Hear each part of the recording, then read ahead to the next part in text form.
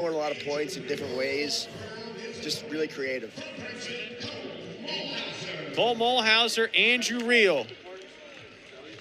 The fourth and final ticket on the line in this consolation semifinal round. As you see, 4 total NCAA bids available. And both participants in the third place match will be Nick Fine got the job done as he was able to pin Luke Rada of Harvard about 5 to 10 minutes ago. 1 minute 37 seconds for that pin. Kole Mulhauser getting the lead here. 3-0 on the takedown against Reall. It was a tech fall against Rada, 18-1 for Mulhauser. Then he had a real heartbreaking loss against Maximus Hill. He was very close to getting a takedown to lead. That ended up becoming a stalemate position. Hill ended up cutting Mulhauser loose, absorbed a stall call, and hung on to a 7-5 victory as Mulhauser will work on the ride here. Reall, again, he's been ranked earlier this year. 28th in RPI, not ranked by the coaches currently. Mulhauser, 29th ranked by the coaches, 18th in RPI, 12-7 this season. Has really been battle tested in those losses. 5 of them against ranked opponents, but this is my favorite stat about Kole, Pat. The win against Rada was his 13th. It's his 7th tech fall. His other 6 wins, major decision. Every win has come with bonus. Wow, that is a cool stat. 100% at the Division I level. Coaches love that. Coaches love that stuff. Reall gets the escape. Now, this is going to be a tough one to get a victory with bonus, as Reall quickly on the attack after getting the escape. Goes right at it, and you see, again, everything that's on the line for this one. A trip to Philadelphia is the case. 12-1 the major decision for Mulhauser over Reall in the earlier dual meeting 5 weeks ago here at Jadwin Gym.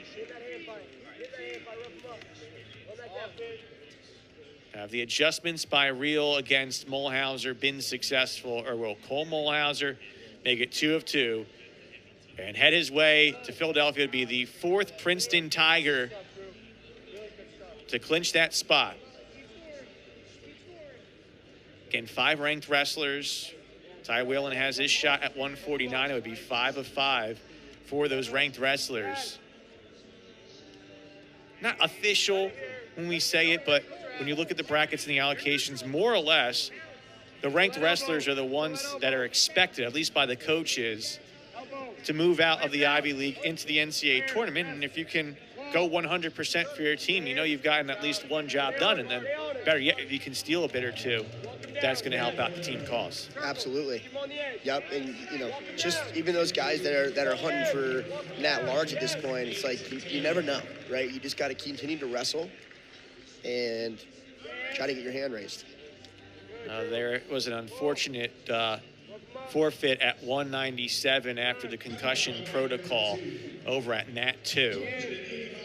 So the consolation semis are going to continue to heavyweight there. Here at 184, again, tournament bid on the line, short time in the first period. Kole Mulhauser with the takedown, leading 3-1. Heading into the second, just a little bit shy of riding time being a potential point in the pocket.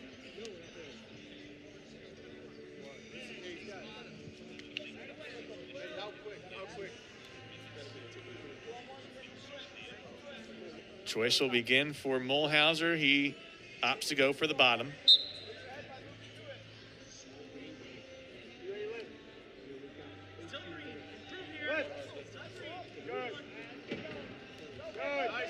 It's a quick escape for Mulhauser. So you see that riding time right around that 45-second-ish range, give or take a second.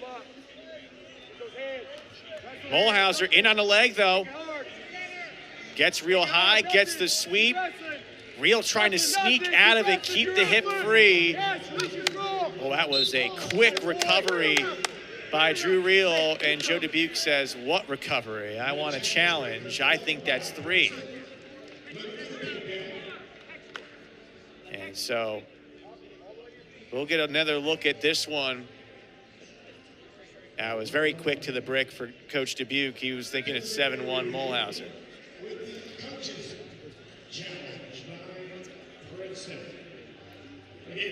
So I do want to stand corrected. It wasn't a forfeit at 197, but actually a default. Max Agresti has moved on for 3rd place at 197, although that's a 2-bid weight class. Another look here, and Pat, do you see enough for 3? I think it would have happened earlier in that exchange, but. And this is what the officials are looking at. They're going to begin from right here on the lift, the sweep. This is where I think it might be. That's again, it's going to be close, just given the reaction time. But I would say, it's definitely close. So this is actually an independent review with Dubuque throwing the brick. Yeah, it's going to be close. And so you kind of saw right here. So this is what I'm thinking. Sweep. Is the hips right there when kind of sneaking out by Reall? Was that enough there by Reall saying he kept it free enough? I think that's what they're trying to decide right now. But I mean, that's a way to just keep wrestling through that, right? Yeah. And making it tough, right? Here you could have gave up, gave up, right? And just just continuing to wrestle. But it's gonna be a close call. This is where I remind myself and everybody, I am a broadcaster, not an official. The gentleman next to us, they're making the final call, and they're much more qualified than myself to make that decision. These are not the things I'd want to have resting on my belt. That is a tough call. And again, we're going to see right here after the sweep, right there, is that enough for 3? And there was a little bit of a readjustment by Mulhauser as well. What is control? All right, that's the question that the officials are going to answer for themselves, and whether that control is enough for 3. It's huge because basically you're +1 on takedowns if you're Mulhauser right now. A little bit early into period number 2, you get this one and you're +2 takedowns. Your odds of going to Philadelphia are that much stronger. Yeah, totally. I mean, that's a huge call. They're going to make a call here. We have it, but they're going to relay it, as it will be 3 points for Kole Mulhauser. And again, I think the one thing, at least from my perspective, the toughest thing is you do see that left arm around the hip. The one thing I really couldn't see was what was on the opposite side. That would have made me feel, at least from the Greenhorns' perspective, 100% confident in the call. Yep. The officials, they're not Greenhorns. They've been around the block. They know what they're seeing. They saw enough. Yeah, I think there was enough reaction time for it to be, established as control. Well, is that now 2 of 2 for Joe Dubuque on challenges, or 2 of 3? It's been somewhere up there. There's been a lot of bricks thrown from the Princeton corner this so far today. He's a gunslinger, Coach Dubuque, when it comes to the challenge brick. He knows what he sees, and more often than not, he's correct. But Reall gets an escape, and halfway through period number 2, trailing 7-2, still very much in it, but he's going to need to work, and he's going to need to get the next takedown because, again, NCAA tournament bid on the line here, in on a shot. Mulhauser quickly frees himself on the left side and then just kind of eats up the pressure here. A look to the officials saying, can I get a stalemate? And he does. Yeah, if you're Kole Mulhauser, you got to keep wrestling, right? You don't want to slow down your pace. You want to try to even maybe get a takedown here and just make it easy on yourself. Give yourself a little bit of a cushion. One takedown for Reall gets him right back in this match. Short time. How aggressive do you get here for Kole Mulhauser as Reall gets in on his shot, trying to drive the hips forward. Mulhauser keeping the right leg free. He looks to the official. Might try to look for the clock as well as Reall looking for the sweep. Mulhauser still defends, splitting and keeping the 7-2 lead. That great job defensively by Kole Mulhauser, who's been so dynamic this year as an attacking wrestler, but you need the defense as well. Yeah, really good job. Just like wrestling, scrambling, not giving up those points is huge. And so heading into period number 3, a little bit of a reprieve with, I think, a little bit of blood on the issue for Andrew Reall. And so while that happens, Mulhauser gets a chance to collect himself as well, heading into the final 2 minutes. Princeton trying to make it 4, locked in to the NCAA tournament. Try to see if we can get a quick count of how many are officially in, as my highlighting starts to look more like the Republic of Ireland with orange and green today as our colors of who's noting what. Princeton trying to make it 4. I know that Penn and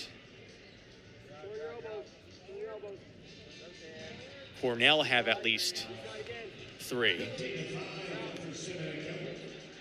But Mulhauser maybe trying to work some swipes here as Reall begins on the bottom. So Drew Reall still needs more than 1 takedown, but now Mulhauser, this is where he gets the job done.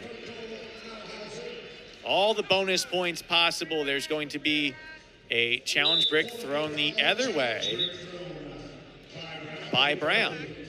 And I'm curious to see what they want to look at here. I'm not sure what they're challenging. You and I both, but they clearly saw something there in the process. So this will be one of the times where I'm going to try to see what they're looking at, not knowing it.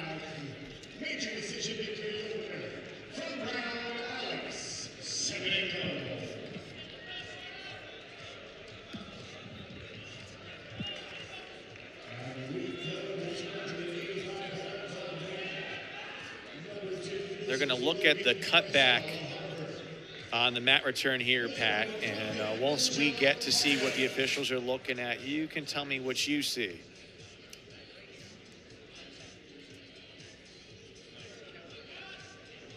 So right there,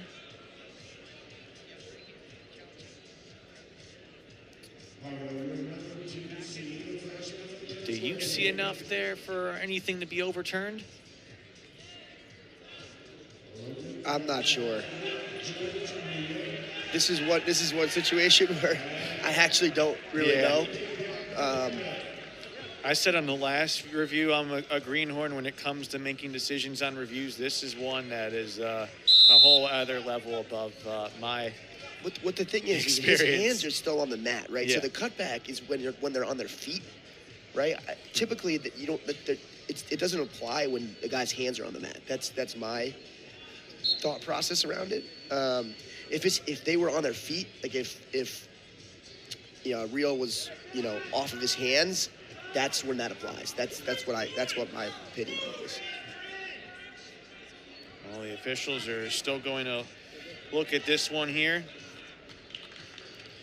and we do get the notice. The officials have relayed to our production crew that the call is confirmed. And so make that 11-2, Kole Mulhauser with the lead. And you see, we mentioned it earlier, 100% in terms of bonus win percentage this year for Mulhauser, and he's doing that at a high Division I level.